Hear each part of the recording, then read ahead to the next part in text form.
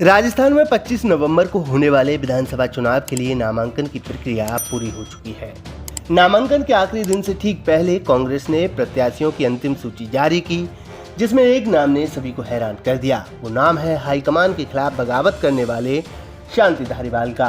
कांग्रेस ने शांति धारीवाल को कोटा उत्तर सीट से प्रत्याशी बनाया है, जबकि धर्मेंद्र राठौर और महेश जोशी के टिकट काट दिए हैं। अंतिम सूची में शांति धारीवाल का नाम आते ही खुद कांग्रेसी भी हैरान रह गए। जयपुर से दिल्ली तक इसकी चर्चा शुरू हो गई।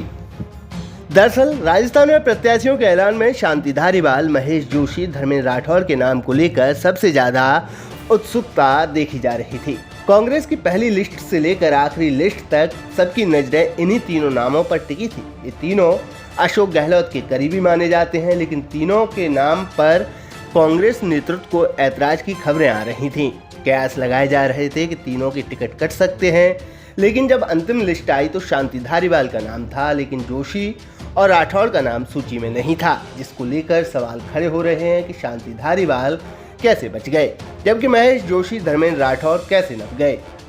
ये सवाल इसलिए भी खड़े हो रहे हैं क्योंकि तीनों ही 25 सितंबर 2022 के घटनाक्रम से नेतृत्व की नज़र में विलन बनकर उभरे थे। कोई एक्शन भले ना हुआ हो, लेकिन पार्टी नेतृत्व ने जिन नेताओं को कारण बताओ नोटिस जारी किया था, उनमें इन तीनों के नाम भी थे, लेकिन सजा 2 को मिली, जबकि 1 को माफी मिल गई।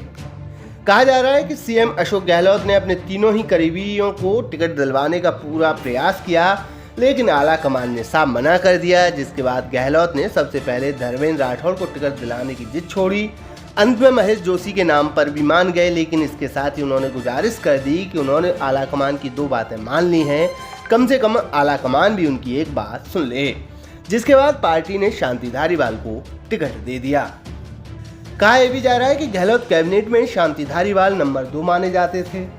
ऐसे में धारीवाल का टिकट कटने का सीधा मतलब होता कि गहलोत का दौर बीत जाना। यही वजह है कि गहलोत नहीं चाहते थे कि शांति धारीवाल का किसी भी तरह टिकट कटे। टिकट के लिए लिस्ट दर लिस्ट इंतजार लंबा खींचने के बावजूद धारीवाल ने किसी भी तरह की बयानबाजी से भी परहेज किया, और ये बात भी उनके पक्ष में गई।